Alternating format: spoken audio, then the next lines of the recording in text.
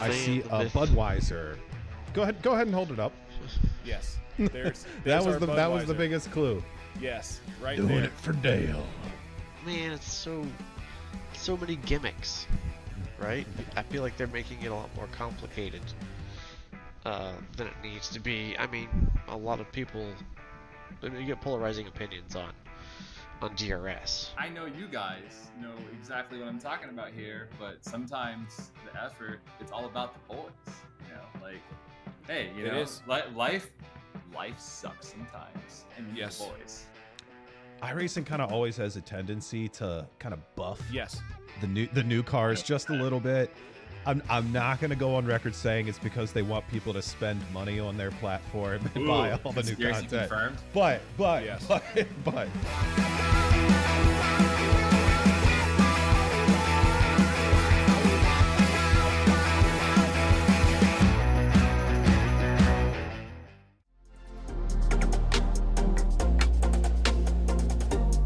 we welcome you all to slow motion for this presentation of the Formula Vee Weekend Warrior Series, and we're about to grab the start in just a few moments' time. It's going to be Megan Overstreet leading them to green with Ladar right alongside. We're waiting for that green flag to come at, and the drivers are now on their way. Some of these drivers may be a little bit more aggressive towards the end of this race, as side by side with Love and DeGassis heading into 5.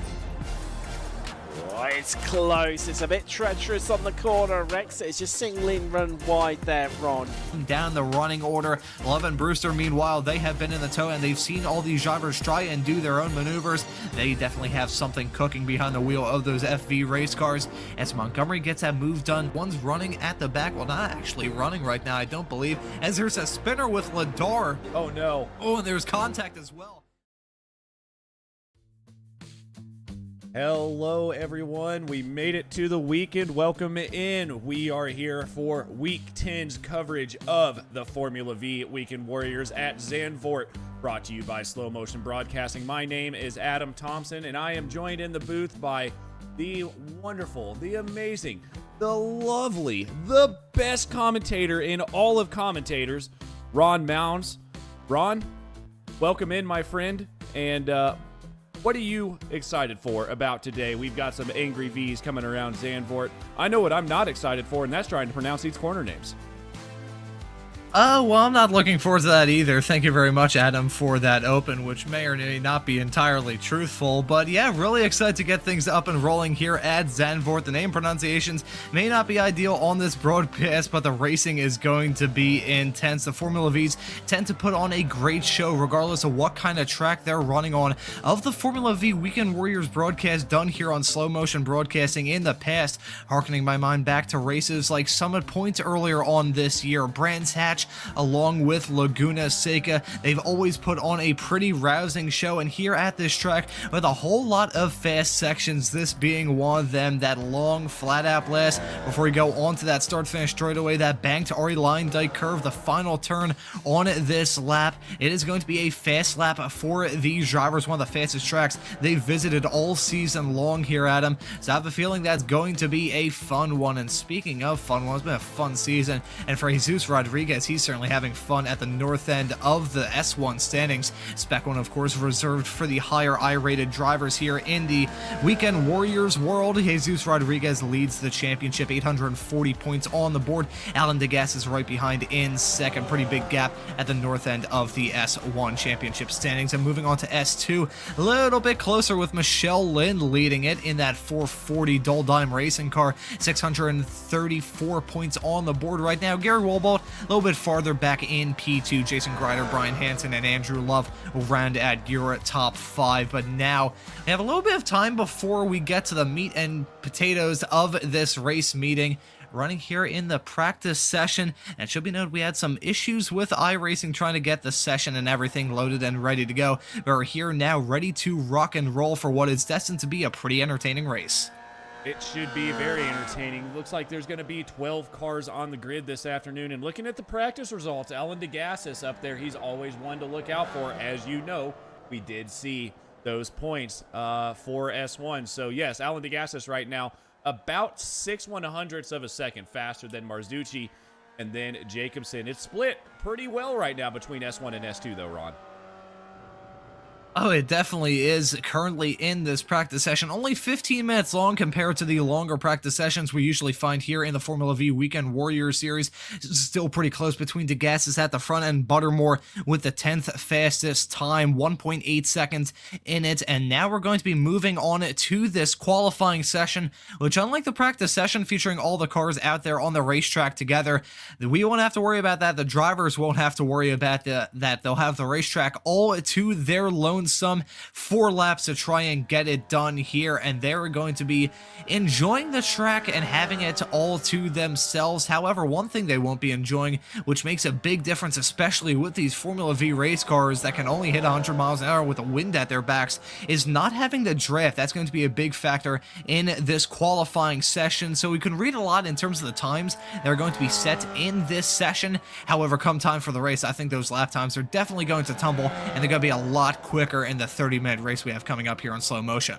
I have a feeling these cars, they may only be able, like you said, reach 100 miles an hour, but that slipstream is going to be massive down that front stretch. It is one very, very long front stretch, especially with the banked-in corner of the Ari Lyndike. The final corner, Ari Lyndike corner, is going to be huge, and it's going to create a lot of slipstream and passing opportunities into turn 1. I'm looking forward to 2, 3, maybe even 4 wide going there. It's going to be great, but this is a track really, Ron, that I don't think qualifying position is going to help you out that much. It's all going to be really, when it comes down to the race, and maybe third, fourth, fifth position is where you want to start here. Oh, absolutely. And even come time for the end of this race, you probably don't want to be at the front considering the flat-out nature of the end of this lap.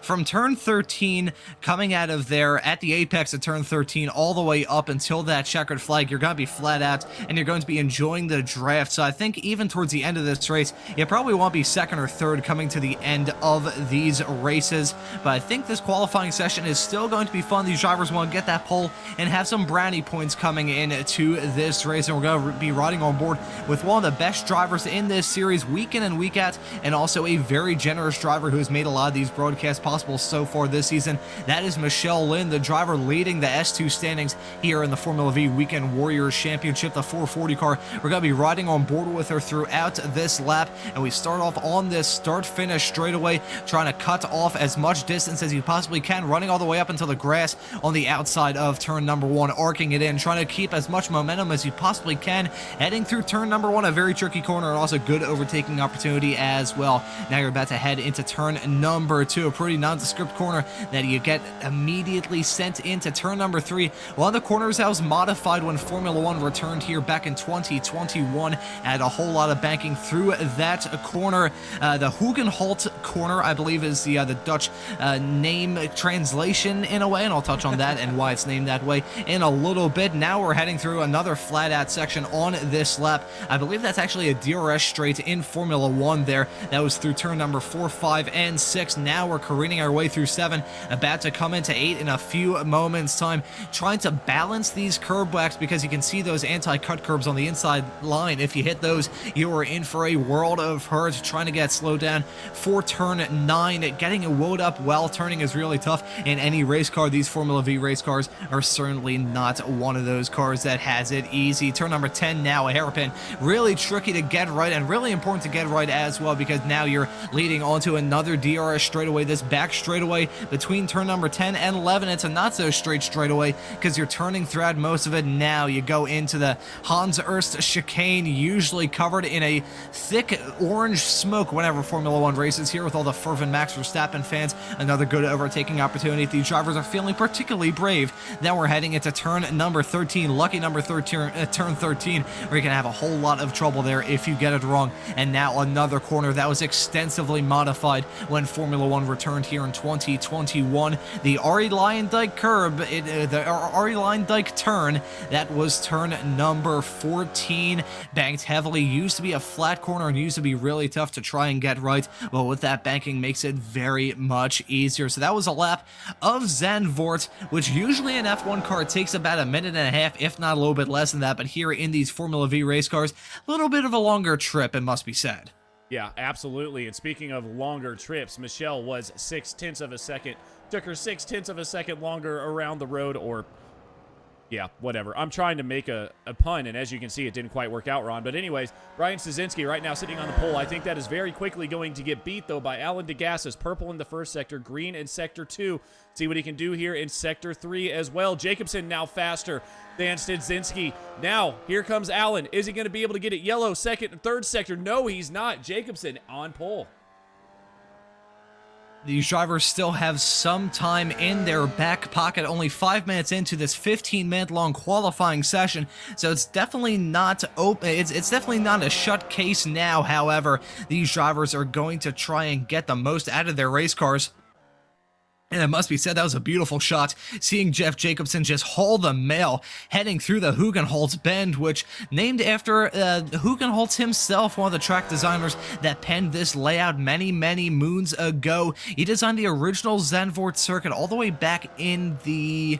I'm trying to harken back to figure out when that was. It was the 40s, I believe, originally believed to have been built under German occupation. And they originally built that start-finish straightaway as a parade ground, actually, and then built in 1948, albeit much different than the track we know today. The current configuration was only made not terribly long ago, and Zandvoort for a very long period of time was only the national layout, which those in iRacing who have run on on the national layout. For the longest time, that was the only layout around this track. However, a little bit of investment led to this track getting some major upgrades, and now the Dutch Grand Prix has returned to this track, and it is a wonderful drive, and also recently got refurbished in the world of iRacing. I remember doing a broadcast in Radical SR10s of a race at this track back before it was the 2009 scan, and it was just a completely different driving experience. As much of a rescan can change the driving experience here, it feels like an entirely different racetrack, and we're certainly seeing that with these drivers right now. Guido Marzucchi actually up his time to a 157.963 as Jacobson improves, but not enough to dispense Guido at the north end of the field. Some drivers shaving seconds and tenths of seconds off their lap times at this point. They're getting in what could be their final few laps. Some drivers starting to push the envelope a little bit more here, Adam. Boy, you know, you mentioned here the track getting redone to become, or to get their FIA certification. I believe it's called their A or Class 1 or Class A certification back, and am I glad they did that. These banked corners now around here are incredible, no matter what car you're in, and you can see these drivers really starting to push, especially on those banked corners. They can brake way later, sometimes not even have to brake, and you can see that with the lap time starting to come down. Fuel's getting lighter in these cars as well, so it's going to be a sprint to the finish here. We can see right now Guido about to finish his third lap with Jeff Jacobson as well. All these drivers now are sitting on the middle of their second laps, about to go into their third lap. Remember, 4 laps here, so we're going to start seeing some time start to crumble, I have a feeling. Yeah, these lap times are going to diminish between now and the end of this qualifying session, which is coming up in the not-too-distant future, now over halfway through this qualifying session. So these drivers are going to be pushing the envelope a little bit more to try and get as much pace out of their race cars as they possibly can. Michelle Lynn coming across the line for another qualifying time, going to shoot her way up to third at a 158.403. Very good lap time from the driver of the 440 car. She jumps her way up to third. Meanwhile, the drivers in front of her, that being Guido Marzucchi and Jeff Jacobson, they're still out there on the racetrack pounding away the lap times, and we'll just have to wait and see what they can do. DeGas is running his way around turn number 13, running all the way out into the dirt on corner exits. That's not going to do him any favors, but he is pushing that car to the absolute limit. Was purple in the first sector, then went yellow in the middle, and let's see what it's going to be from DeGas as the driver of the number 4 car, currently 5th in this qualifying session. Will he jump up to P4 or in front? Yes, he does, all the way up to third. DeGas is moving Michelle Lynn down to 4th, so DeGas is with a big improvement, a 158.250 as he spins around, heading through turn number 1. Thankfully for him, he got that cooker of a lap time in, so we won't have to worry about that too much between now and the end of this qualifying session. Very nice lap from DeGas. It's currently an S1, 1, 2, and 3 right now. Adam, still pretty close as well, as the entire field covered by 2.1 seconds with some more lap times to come. This is a track where it doesn't matter if S1 is, well, at this point, about 0.4 of a second faster. The leader is 0.4 of a second faster than the fastest S2 driver of Michelle Lynn. Doesn't matter here. Again, turn 1. Lap 1 is going to be wild. I mean, it's a very, very long run down into turn 1. As long as these S2 drivers can stay close, stay within that draft, we could have an absolute battle on our hands. Now, the one thing that could happen that I hope doesn't is a little bit of a breakaway. If you get a 1 or 2 car breakaway here, or an incident that would cause this pack to break up, it could get very interesting here for 1 or 2 drivers in the front, because then you're just battling each other and not having to worry about what's going on behind you. But yes, right now it looks like Marzucchi is going to take the pole. He just finished his fourth lap, excuse me. Jeff Jacobson coming around, where, I don't know where, what corner is that? I'm not even going to try. The Maunz, I think is the name of that corner. Whatever, close enough. But yes, Jacobson going to be trying to get to Marzucchi here. Doesn't look like he's going to do it, but look out for Stasinski. He actually, unfortunately, is already done with his lap, so he set 2 green sectors, though. Is not going to do anything for him, though. Jacobson now down the front stretch, trying to pit Marzucchi if he can. Going to be interesting. Can he do it? And again, Ron, maybe be in second place on the outside going into turn 1 isn't the worst case scenario, because you can carry speed for an outside, turns into the inside. I think that may be a good position for Jacobson to find himself in, coming oh so close to that pole position time. However, it's not going to be enough for him. You can see the Stasinskis, Brian and Dan, both drivers that run in Formula race cars with the SCCA in real life, and they are trying to pound away in the sim to get some experience that they can use in real life. And speaking of the other crossover of sim racing and real life, you should probably check out the racing line on the Ray Esports YouTube channel every single Thursday? Is it Tuesday? Sorry, Tuesday.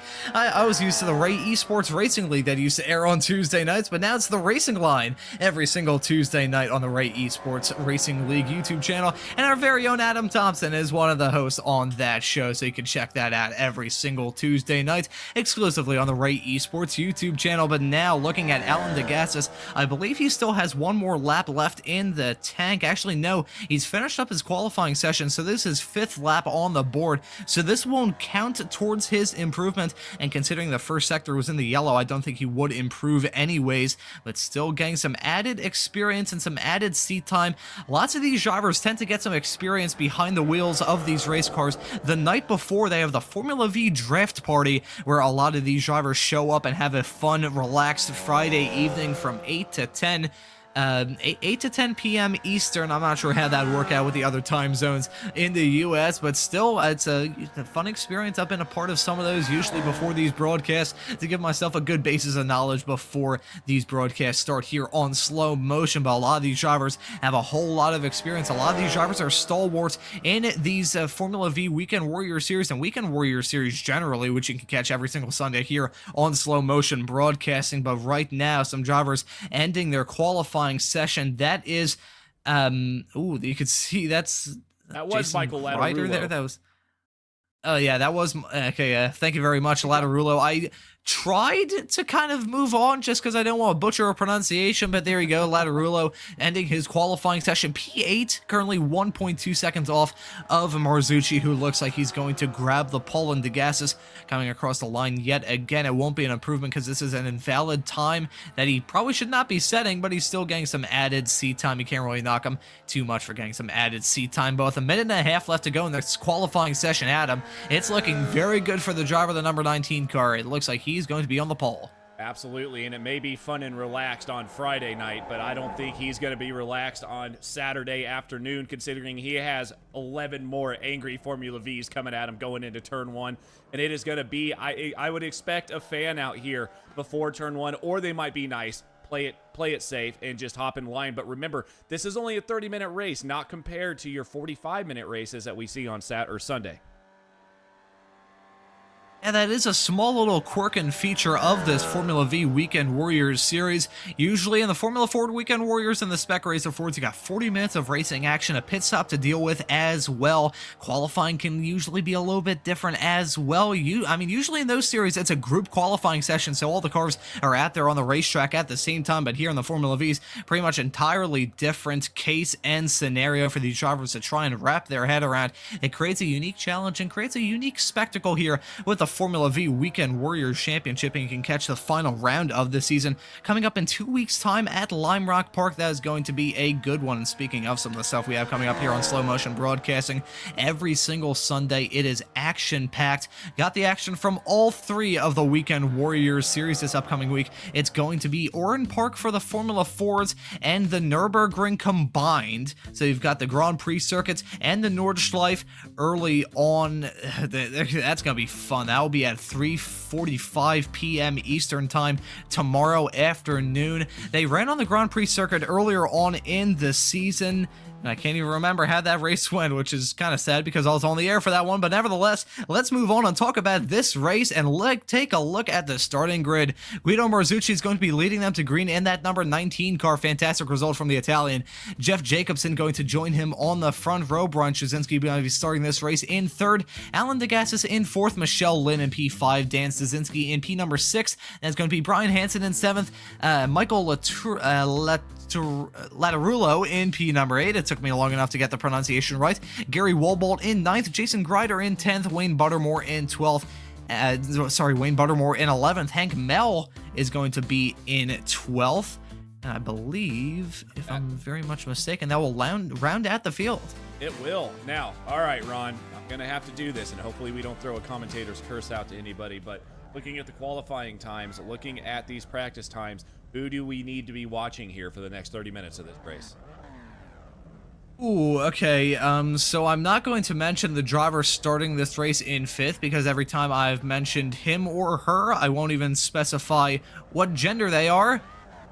Every single time I've mentioned them, they have been struck by a falling anvil, so I'm going to refrain from mentioning them. Man, looking at the qualifying results, I really have a good feeling about DeGassis. Even though he's starting this race in 4th, he's going to be in a good position, and we've seen him in the past be patient in these races. When it comes to these 30-minute-long affairs here from the Formula Vee Weekend Warriors Series, patience is a driver's greatest virtue, and I think that will play a big role in this race. And very strange looking at the sight of 12 Formula Vee race cars puffing up in the air like I was going to say a joke there, but I think I thought better of it. They're puffing up here, going through turn number 13 right now. It's just weird looking at that iRacing pace truck leading them to green. It's I can't even describe it. It's like I'm getting flashbacks to being a kid in daycare and having like the counselor kind of lead us around like whatever it may be, like a zoo or something like that. And just a bunch of these tiny little Formula Vee race cars sitting in the tow of a giant truck that's going to be peeling off the track in a few moments' time. And with that being taken care of, the field is now going to be in the hands of Guido Mozuki, who's going to be leading them to green in that number 19 car. It's an all S1 start. The green flag is out, and the drivers are on their way. And as they go through the gears, it's going to be a drag race for not only P1 and P2, but it's going to be a drag race for this entire field. Some drivers want to shuffle around all throughout this field. DeGassis has that terrible start, dropping that to P9. The commentators jinx striking very early so far, but Marzucci is going to be leading them at the north end of the field. Actually, no rise. I say that Jacobson's going to get that move done to slip his way up into the P1 spot. You can see them ironing out, heading through turn number 3, but a little bit farther behind. It's Brian Szynski leading in the S2 category. Michelle Lynn right behind, and that's Dan Szynski right behind, and you can see some drivers going side by side, heading through 4 and 5 the first time by. Yeah, it was a lot more tame than I expected here, but that is okay. Again, we still have 29 minutes now left of racing. Yeah, Alan DeGassis way down the field here. Ron lost 4 positions on that start. Yeah, I'm not sure what in the world happened. Hopefully we can find a replay to see exactly what went so wrong for DeGassis. Maybe just got caught sleeping at the lights, possibly. Maybe got shuffled out and went off the track. Maybe missed a gear. That's a big thing in these Formula Vee races. We're going to take a look at it. Szynski joined him on that second row, and we're going to follow DeGassis here, pulling out of line early, and I think it may just, oh yeah, it looks like it was a missed gear because he just lost a whole lot of speed while everyone else was puffing around. Of course, the puffs of smoke, they aren't tire lockups. Those are usually the drivers going through the gears. So that was just a missed gear from DeGassis. A missed shift is going to cost him a whole lot of time. Meanwhile, there's an accident heading through the Hans Urs chicane the first time by. I believe Hansen was in the midst of that. Yeah, you can see Brian Hansen in that 771 car stopped on the side of the track. I believe Jason Grider may have had a piece in that incident as well, heading into the chicane the first time by. And here is the replay following Hansen in that 771 car heading into that chicane. You can see him run very, very wide, taking evasive action, it must be said, to avoid running into the back of the cars right in front of him.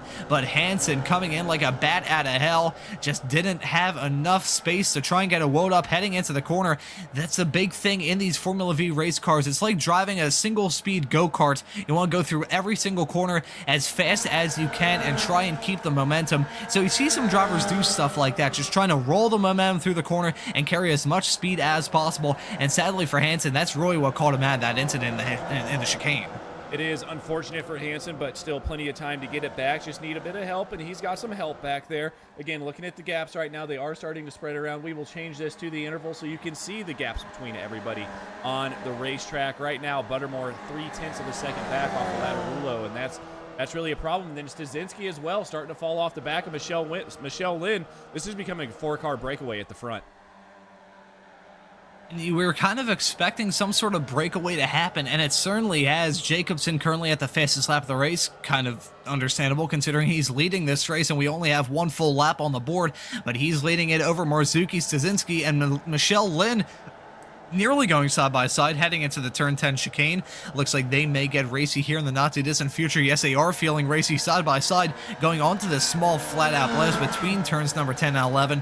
Who is going to back out? Who is going to get the move done? There's a battle for not only the win in the S2 category, but also for the final podium position. Overall, Michelle Lynn is going to get that overtake done. But in that side by side action, it was very brief side by side action, and they didn't lose a whole lot of time, as we have a big moment a little bit farther in the back. That, I believe, was Dan Szynski mega sideways with Buttermore sideways as well. Heading through the chicane, we weren't really expecting the chicane to be a big source of trouble. However, it looks like it is early on in this race. We're going to see the perspective of Wayne Buttermore heading in to the chicane, clipping the grass on the outside, heading in to the turn, runs a little bit wide, clipping the gravel a little bit, and in the compression, small little bit of banking there, gets sideways, keeps it going. A very nice save from Wayne Buttermore to keep that car going in a straight line, but in the midst of all that, he has lost out on a decent amount of time, now running down in P12.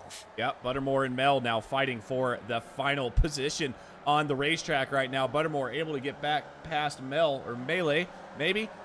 Hank, let me know how to pronounce your last name, please. But back up here at the front, we got Jeff Jacobson, and it looks like Marzucci is holding that gap. Now, Michelle Lynn is about a second behind them, but 1.5 seconds ahead of Szynski. So she has got to be able to get up there. That's the problem, is going to be getting to them, because they are drafting each other right now, and it doesn't look like they're racing.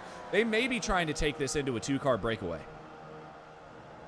It honestly looks like they're trying to get that done, and you can see actually Michelle Lynn pulling away from Szynski as well. So I think at this point, the race is starting to develop. That is for darn sure. We got 5 minutes on the clock now on lap 3 of however many laps we may have in this race. It's probably going to be around 20, I believe, doing the math. Actually, no, it wouldn't be 20. It would probably be closer to 15, but nevertheless, 15 laps possibly in this race, 30 minutes for sure. But Michelle Lynn at this point is going to try and stay as close as she can to the back of Guido Marzucchi, a little bit farther up the road, because once you lose that slipstream here in these Formula V races, things get a lot trickier for you. So Michelle Lynn going to try and have a little bit of target fixation to the cars a little bit farther up the road. Jacobson and Marzucchi, meanwhile, they are running comfortable. The gap between themselves and Lynn in P3 is about 1.9, teetering around 2 seconds now, coming out of the Ari Lyondike turn, the final corner on this stunning lap at Zandvoort. But right now, Jacobson, Marzucchi covered by barely any air, less than half a second separating the two of them, going down the start-finish straightaway, with Marzucchi setting the fastest lap of the race at a 1:57.575. Very good lap time from the Italian behind the wheel of the number 19 car. But looking up and down the field, some movers and shakers already. Look at Gary Walbold up 5 spots from where he started in this race. And with the movers come the shakers. Szynski down 3 spots, as well as Greider going side by side and battling with Hansen. He is down 3 spots as well. So some drivers feeling the burn a little bit here in Zandvoort. They're seeing the sun in their eyes, and they're maybe dealing with a little bit of glare with some of the troubles that these drivers have run into thus far. We've got some side-by-side action up and down the field, and possibly an incident involving Greider and Buttermore. Yes, there was. Heading into turn number 3, the Hugenholz bend. What in the world happened here between these two, now running in 11th and 12th? The wrong incident. We will go ahead and get to the right incident here, see exactly what happened between Buttermore and Greider. And here we go. You can see the battling involving Greider. Buttermore's well farther back, so I think it was a spin for Greider heading through this section. Yeah, gets a little bit sideways on the banking.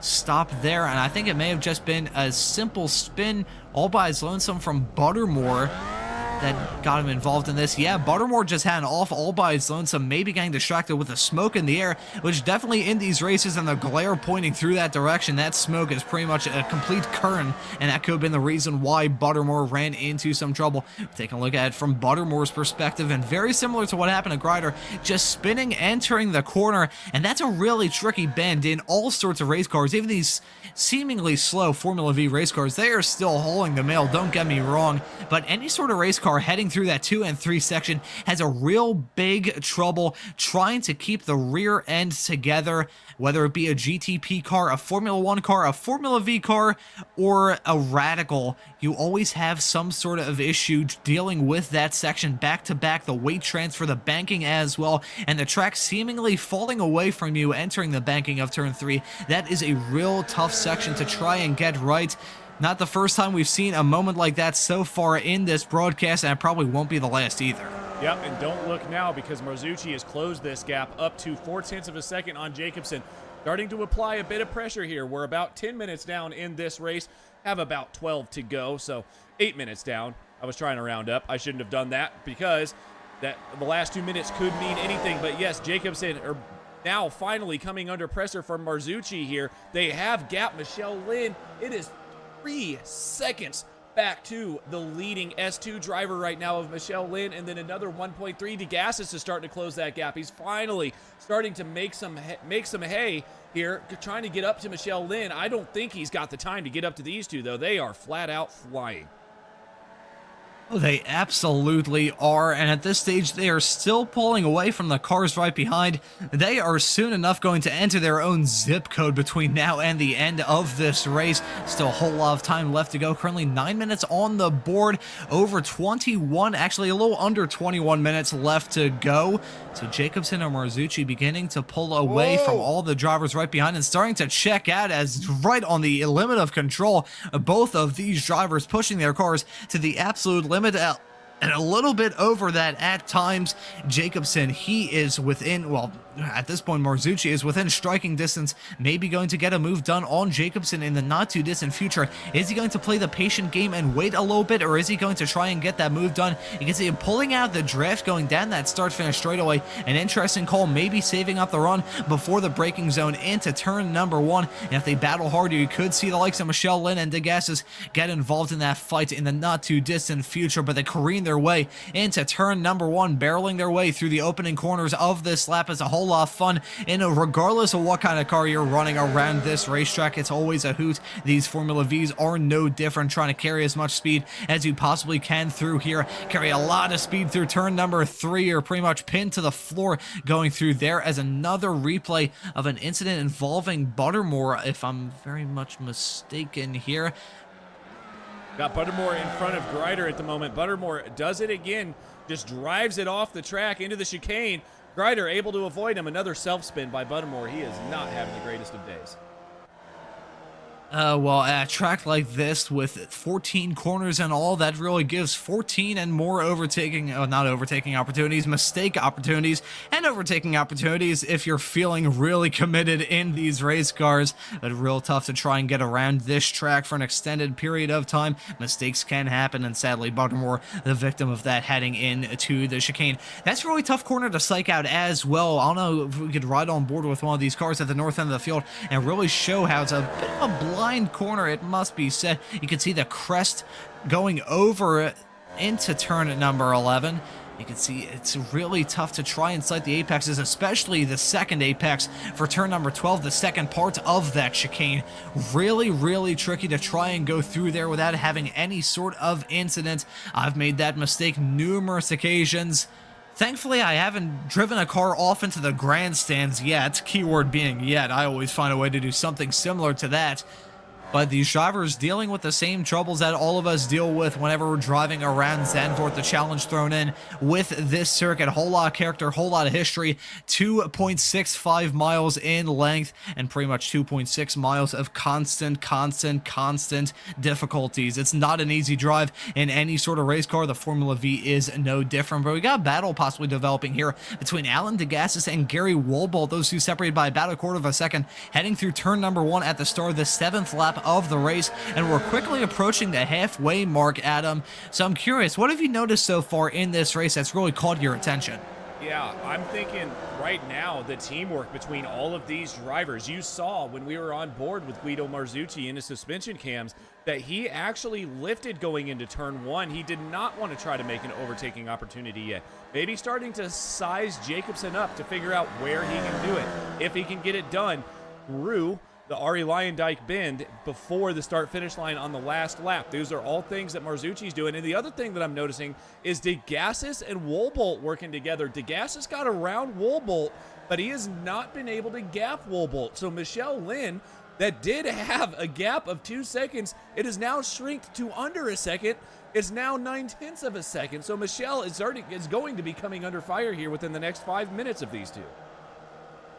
Oh, she very likely will. That gap has diminished in the past few moments. And speaking of the past few moments, I believe Brian Hansen has been involved in some sort of incident. He's in pit lane. I saw him stopped in the small little flat-out blast between 12 and 13. I think we will be able to find the replay to see what happened to Brian Hansen heading through the chicane right now. Is a little bit towards the back of the field, going very slowly, maybe... There may be a hardware failure there, Ron. I think that's the only thing I can see, because you saw him go slow. Went to the inside of the track, tried to accelerate out, and you could see the front end of the car kind of wobbling around a little bit. He is absolutely, this is hardware failure. Look out. He is just coasting across the track.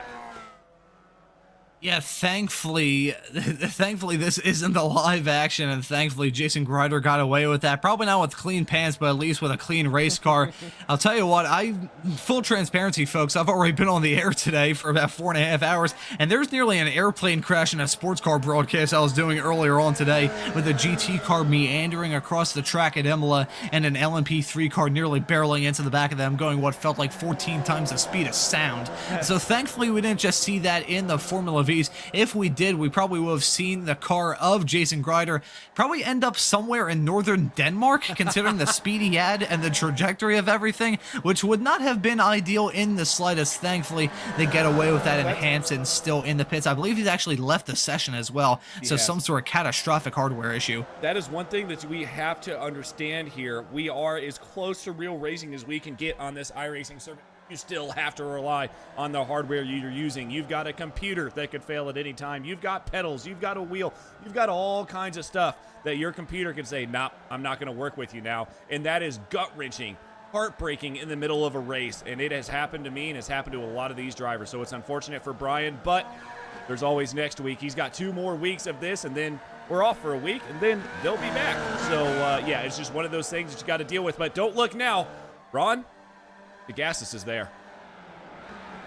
DeGassis has been playing that patient game I mentioned earlier on in this broadcast. Before we even grabbed the green in this race over 15.5 minutes ago now, Woolbolt and DeGassis, mainly DeGassis, was the one that I was mentioning at the start.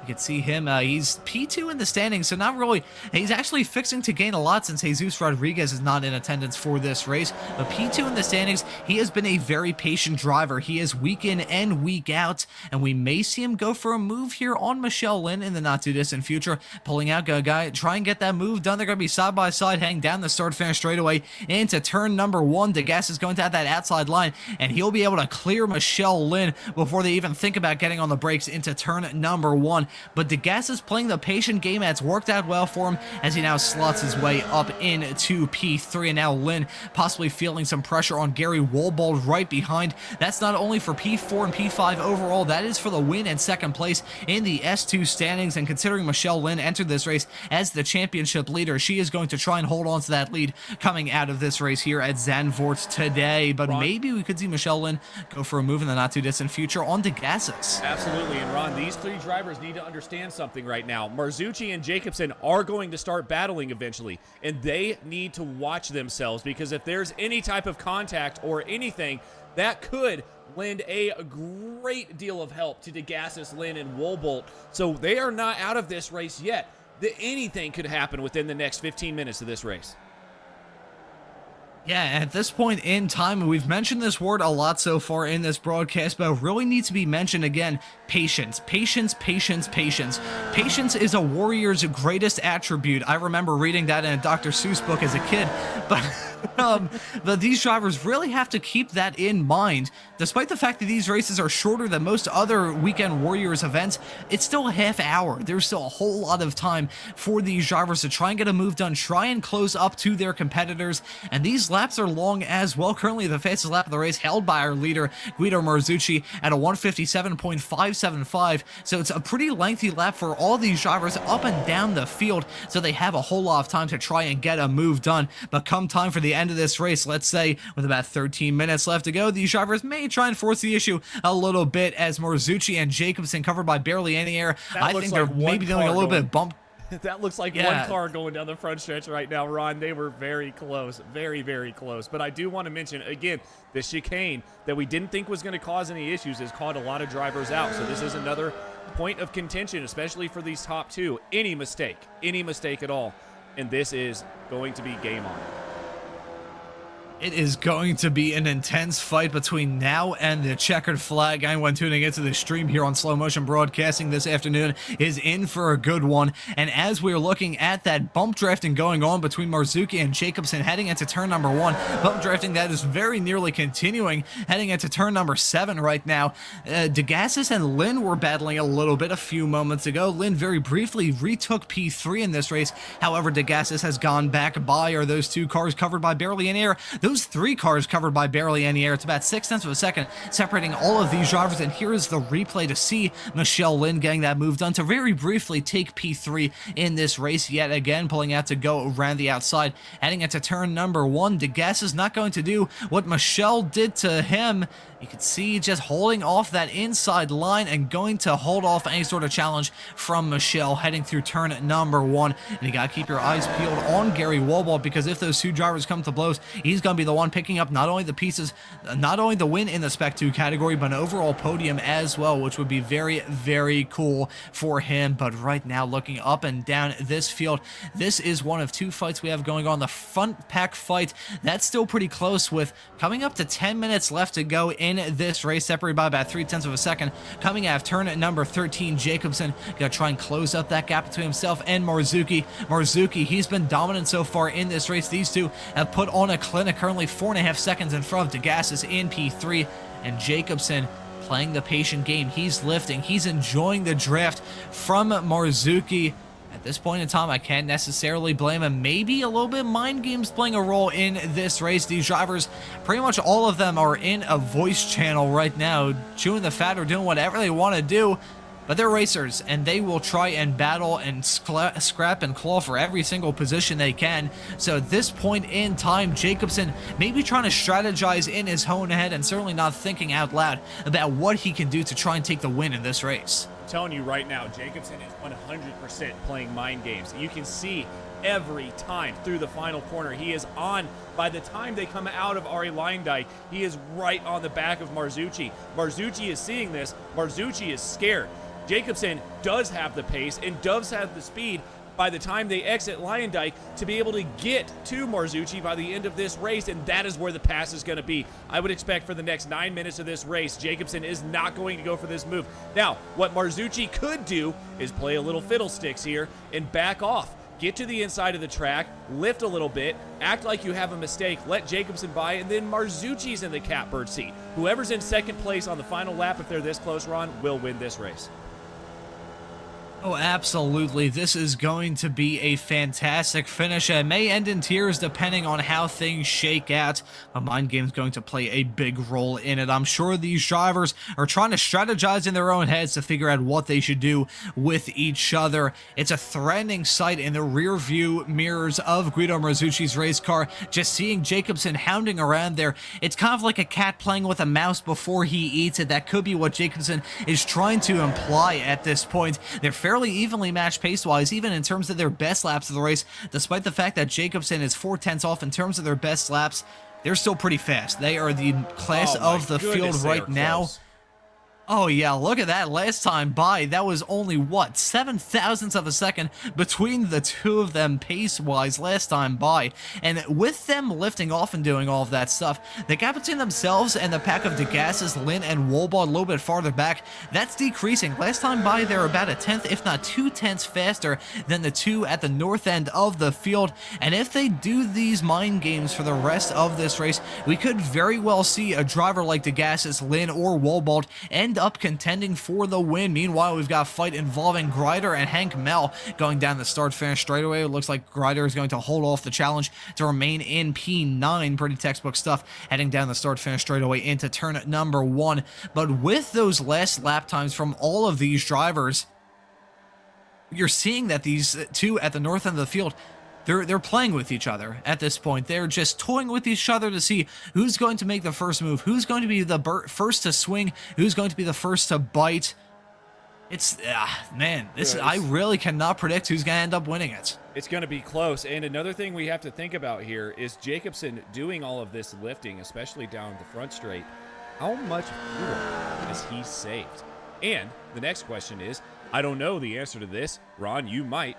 Are these open setups? Can you fiddle with your fuel before you start the race? If that's the case, maybe Marzucci put just enough in to get to the line. Jacobsen sitting back here saving some. That's another thing to think about. Well, thankfully here in the Weekend Warriors series, fixed setups aren't really too much of a thing that these drivers like to do. They got open setups. A lot of these drivers tend a bit more towards setting up their own race cars to their own likeness. I've heard some conversations with some drivers in this field. I won't reveal the contents of those conversations, but talking about like how they like to set up their car, whether they want to tend a bit more towards oversteer, whether they want to tend a bit more towards understeer, fueling their own cars. A lot of factors come into play in these Formula Vee Weekend Warriors races, along with all the other Weekend Warriors series here on Slow Motion Broadcasting every single Saturday and Sunday. And we've got a grandstand finish on our hands. Last time by, Gary Wolbald running down in 5th, set the fastest lap of the race at a 1:57.431. That is very quick, much quicker than the drivers around him. They are cooking it, and it shows you how big the draft is with these Formula V race cars. It's as if someone got like an industrial vacuum cleaner or shop vac or something like that and just stuck it to the back of the car. It's a vacuum effect with how powerful the slipstream is in these Formula V race cars. We see that every single week and every single time these Formula V broadcasts happen here on Slow Motion Broadcasting. We're seeing that guy on full display right now. Wolbald enjoying that drift, set the fastest lap of the race last time by.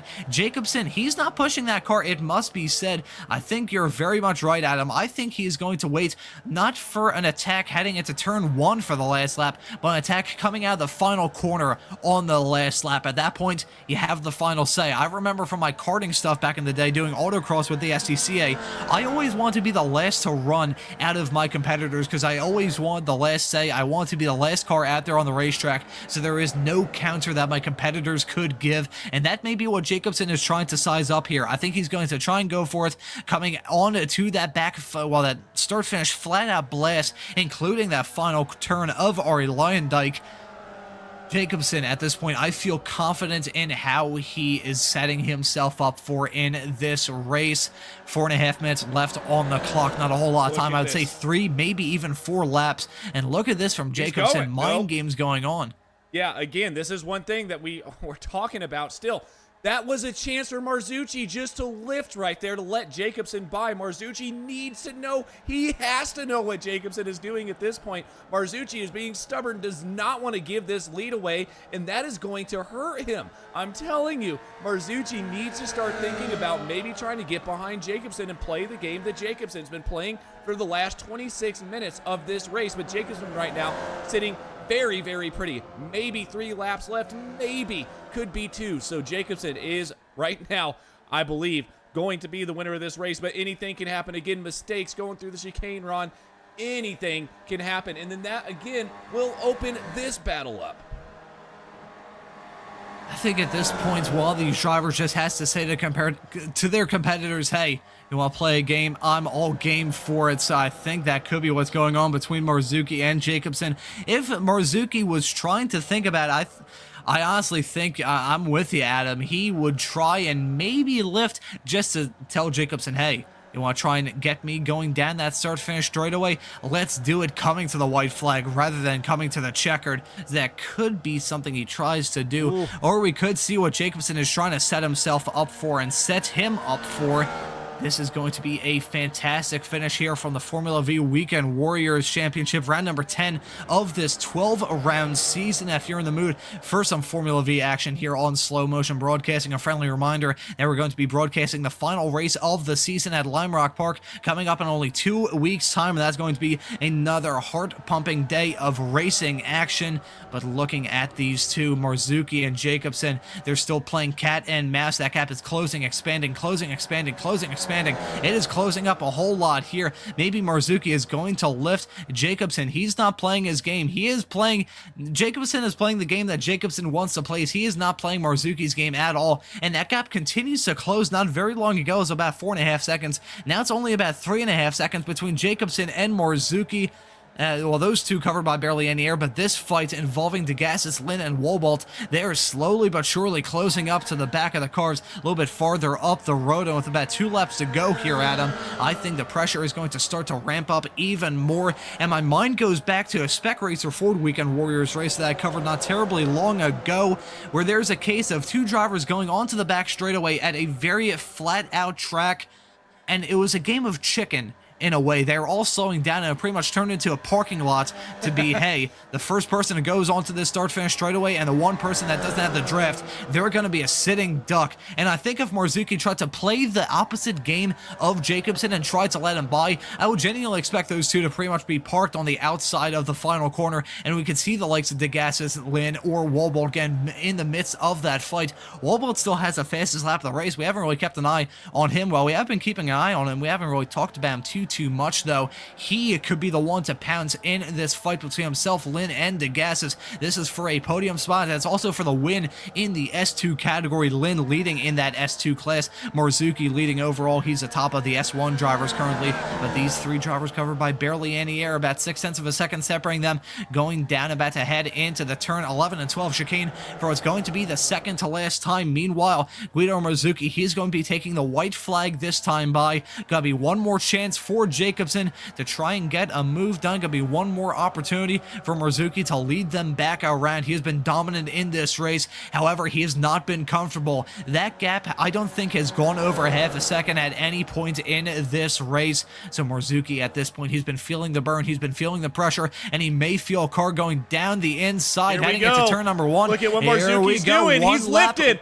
This is exactly what I was talking about. Marzuki going to think about letting Jacobson by here. You can't lift too much. This is the issue. These drivers are now coming, and this should have been something Marzuki did a long time ago. Marzuki still in the lead. Jacobson did not want to be in the lead going into the final lap. This is going to be a barn burner now. Jacobson and Marzuki both playing this game. Marzuki left it way too late. Look at him again, getting a little bit wide, trying.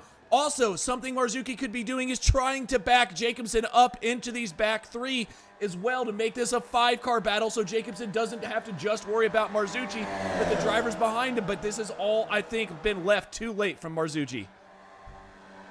This may be game, set, match for Marzuki. He may be leading this race, but I think it's a matter of when, not if, that Jacobson is going to go for the move. What Jacobson needs to do at this point, they're about to head into turn number 9 for the final time. He needs to get turn 9, turn 10, turn 11, turn 12, and turn 13 right, just to be close to the back of Marzuki's car, and then he is going to have a really good shot to take the checkered flag in this race. This is a dogfight we've got going on right now. Marzuki in the 19 car, Jacobson in that 40. They are going to be close, heading down this back straightaway for the final time, about to head into the turn 11 and 12 chicane for the final time, covered by less than a quarter of a second right now. Jacobson, he needs a good run hang through turn 12. He needs a good run hang through turn 13. You can see Marzuki pushing it. Jacobson's pushing it too. That gap is not growing over 3.5 tenths of a second. They are going to be close coming out of turn 13 for the final time. Jacobson needs a good exit. They both need a good exit. They both dip a wheel into the dirt.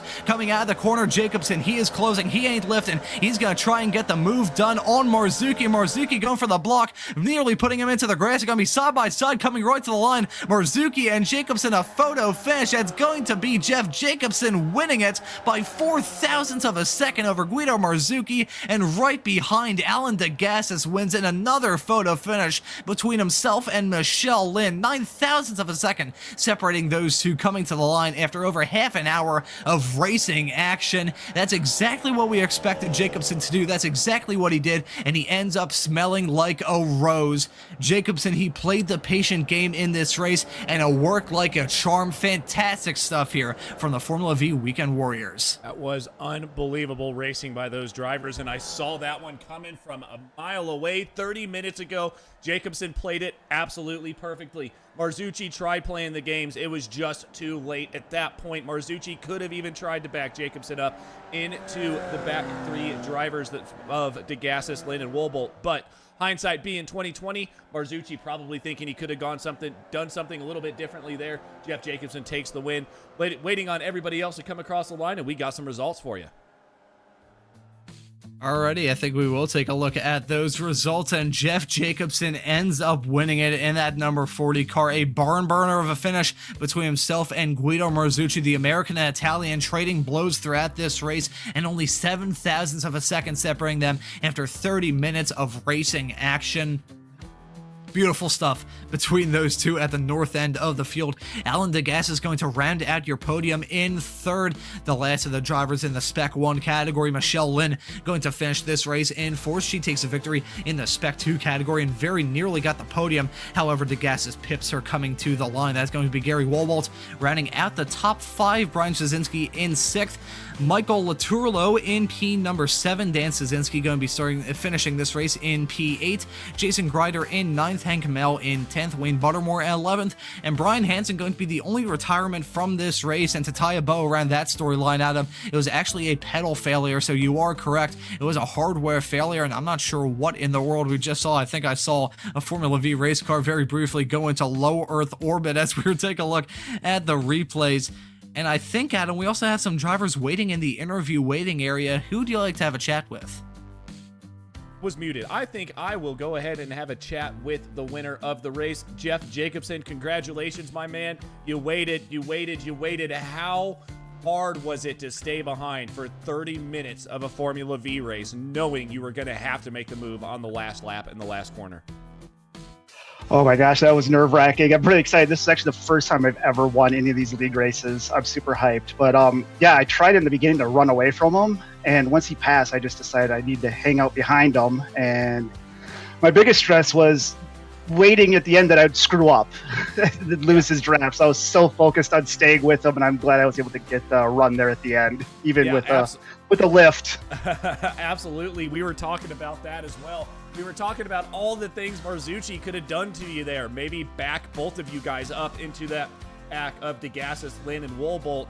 Marzucci started playing a little game there, coming to the white flag, went down to the inside. I knew he was going to try to lift to let you by. I think Marzucci knew you were setting him up. What did you do? Because you guys lost about a second there. You did not want to have that lead going into turn 1. Nope, like you said, I was just decided to hang out behind him. So I was just trying to chill behind him. I would lift, kind of get right up on his bumper, and hopefully pressure him a little bit, but I don't even think he noticed me. But yeah, once he went to the inside, I just went over to my line and just decided I'd stay behind him. I was watching the guys behind. I knew if they were going to get within a second or two, I was going to have to maybe make a move, but luckily they didn't get that close. They did not get that close. Jeff, congratulations on the win. I mean, you got to go celebrate. It's Saturday afternoon. I don't know where you're located in the U.S. I don't know if you drink or not, but go drink your favorite beverage and celebrate this win. Anybody you want to thank or shout out before we let you go? Just a shout out to the whole league, everyone here. They're fantastic to race with, and I look forward each week to racing with everybody here. Absolutely, Jeff. Well, congratulations on the win by only not even 1/10 of a second, about 8/100ths of a second. Jeff, congrats. Thank you very much. That was Jeff Jacobson in P1 overall, P1 of the S1 category as well. Ron, I think we've got someone from S2 that wants to have a bit of a chat. Hey. Yes, we do. It's Michelle Lynn, and I may have to start this off by saying you may owe me some thanks, Michelle, because unlike the other Formula V broadcasts I've done, which I've mentioned you by name and you got struck by a falling anvil, that didn't happen this time at Zandvoort, walking away with a P4 result and the win in the S1 category. Talk us through it here today. Okay, so just to clarify, S2, Jeff won S1, and congrats to Jeff. Also, I apologize because I'm a spaz right now. My adrenaline is off the charts.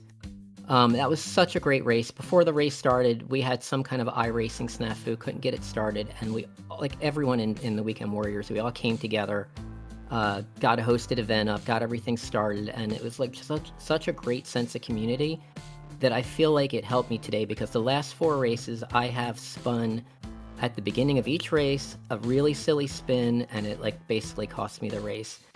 And today I just like tried to stay calm, not overdrive, and it's a racer's edge out there on this track. Like, there is definitely a fast line. I can't go as fast as Jeff. Guido got really fast, and I lost their draft pretty early, but I kept trying to push like a qualifying lap each time. And but then I saw Alan closing up and Gary behind him, and Gary second in the championship. So like I'm like, no, but sorry. Oh God, brain. So anyway, they caught up, and we actually started closing on first and second. And then I thought I'd get brave a few times and try to pass Alan, but he's just a little too quick for me here, and the draft is a little too strong. So there was no reason to like push it and cause an accident. And I am quite happy where I finished. Sorry, motor mouth. No, it's quite all right. I've been running my math for about 5.5 hours today, so I think you'd make a very good commentator. But Michelle, it was we were looking at the action that we just saw over the past 30-minute long Formula V race, and would it be fair to say that just keeping the momentum going around these corners is really key to winning here and doing well at Zandvoort?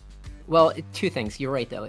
This is a momentum track for sure. And whenever you race, a small formula car with very little power, if you lose, a little bit of speed in one turn, it could take you a half a lap to get back up to speed. I mean, really back up to speed. So you can never really bleed off any more than you need to for any corner. You have to try to stay in a draft if you can. I definitely couldn't. But yeah, this is the kind of track where if you make a few tiny little mistakes, they get compounded over the lap massively. Like, take, for example, the front straight. If you have a bad exit on that last turn, you're going to lose that speed all the way down the front straight, and it just destroys your lap time. It makes a whole lot of difference. It's probably like, I could best describe it to like a bobsled event where they say if they lose a quarter of a second at the top of the hill, they end up losing about 2 seconds in the whole run, and really in these Formula V race cars. That is kind of similar, and plus they do look a little bit like bobsleds, except with 4 wheels and an engine. But Michelle, thank you for joining us in the commentary booth. Also, thank you for making this broadcast possible. We really appreciate it here and your generous support of the Weekend Warriors and Slow Motion Broadcasting. And before we let you go and celebrate the victory in S2 today, is there anyone you want to give a thanks to or shout out? Yeah, for sure. Number 1, I want to wish a happy birthday to my buddy Kevin. Happy birthday, Kevin. Happy birthday, Kevin. Yeah, he's such a good dude. Also, shout out to Will at Steel Valley Vapors. Hope you enjoyed the broadcast. Hope you get some action. We'll see. But also, as always, thank you to Stevie and Jim and everyone involved in the league. And special shout out for Jeff for like really putting in 110% getting this thing started today. So and thanks to you guys. I guess that's it. Alrighty, well, thank you very much for joining us in the commentary booth. Michelle, congratulations on the win in Spec 2 today, and excited to see you back out on the racetrack when the Formula V Weekend Warrior Series returns here on Slow Motion Broadcasting at Lime Rock in 2 weeks' time. Thanks for joining us. Thanks, guys. Bye-bye. Alrighty, and that was Michelle Lynn who takes a victory in Spec 2, and I think that will just about do it here from our coverage of the Formula Vee Weekend Warriors Series, coming to you today from Zandvoort on Slow Motion Broadcasting. And speaking of, we've got great action all around the clock here on Slow Motion Broadcasting. Of course, the sister series to this, the Weekend Warriors. We've got Formula Ford Weekend Warriors action starting at 1:45 p.m. Eastern Standard Time on Sunday, August the 18th, aka tomorrow. The Formula Fords are going to be at Oran Park, the track that doesn't even exist in real life anymore. Then the Spec Racer 4s are going to be running at a track that very much exists, the Nürburgring combined layout. Hopefully it isn't as foggy as it was for the Nürburgring 24 this year. It can actually get the race in. Then if you're in the mood for some oval action, we've got the XSLR series coming on Sunday night at 8:10 p.m. Eastern Standard Time. That is actually going to be some road course racing, my apologies, with the street stock, asphalt street stocks at Watkins Glen. And if you're in the mood for some GT3 action, we've also got the Sim Car series coming up Thursday, August the 22nd at 9 p.m. Eastern Standard Time, coming to you from Belle Isle, the fantastic street circuit with a whole lot of history, located right outside of Detroit. So a whole lot of stuff coming up here on Slow Motion Broadcasting. Adam, this was a privilege to be a part of. Really happy to be alongside you in the commentary booth for this one, and I'll pass things back off to you. Thank you, Ron. It was a blast. It's always a blast to have you up here in the booth with me. We got one more race together, I think, so it's going to be a blast coming up in a couple weeks' time. And then I'm slowly starting to move things over. And I guess now is as good a time as any to let you guys know that Slow Motion Broadcasting, even though I will not be a part of it anymore, if you guys haven't watched the video, please go do so on the SMB website or on the SMB YouTube. But gonna be moving it over to someone called Daniel Salmon. Great guy up there in Canada, gonna be taking things over here on the Slow Motion Broadcasting side. But don't worry, SMB is not going anywhere. But needless to say, Ron, it's been a blast. We got one more together. Let's go do it. When it comes to today's race, I don't think we could have asked for much more. Had a bit of snafu in the beginning, but you know what? That's iRacing for you, and that's technology. But until next time, my name has been Adam Thompson, joined in the booth by the always lovely, the always wonderful, not only the best commentator in the United States, but the best commentator in the entire world, Ron Maunz. I will see you guys tomorrow. Let's get ready for some action. Adios.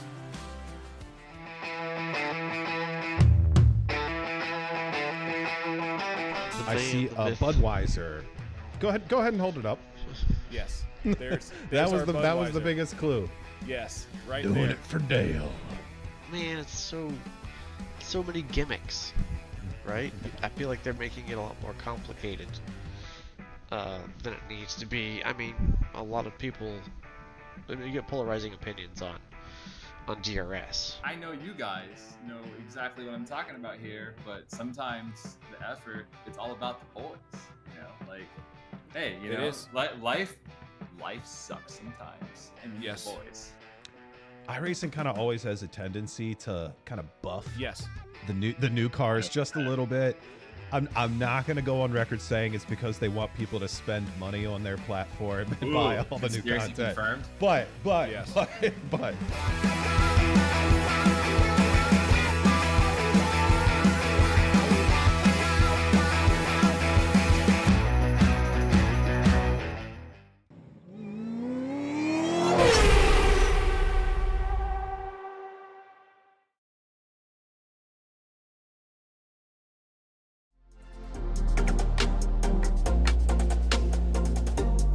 We welcome you all to Slow Motion for this presentation of the Formula Vee Weekend Warriors Series, and we're about to grab the start in just a few moments' time. It's going to be Megan Overstreet leading them to green with Ladar right alongside. We're waiting for that green flag to come at, and the drivers are now on their way. Some of these drivers may be a little bit more aggressive towards the end of this race, as side by side with Love and DeGassis heading into 5. Oh, it's close. It's a bit treacherous on the corner. Rex is just seeing Lynn run wide there, Ron. Down the running order, Love and Brewster, meanwhile, they have been in the tow and they've seen all these drivers try and do their own maneuvers. They definitely have something cooking behind the wheel of those FV race cars. As Montgomery gets that move done, one's running at the back. Well, not actually running right now, I don't believe, as there's a spinner with Ladar. Oh, no. Oh, and there's contact as well.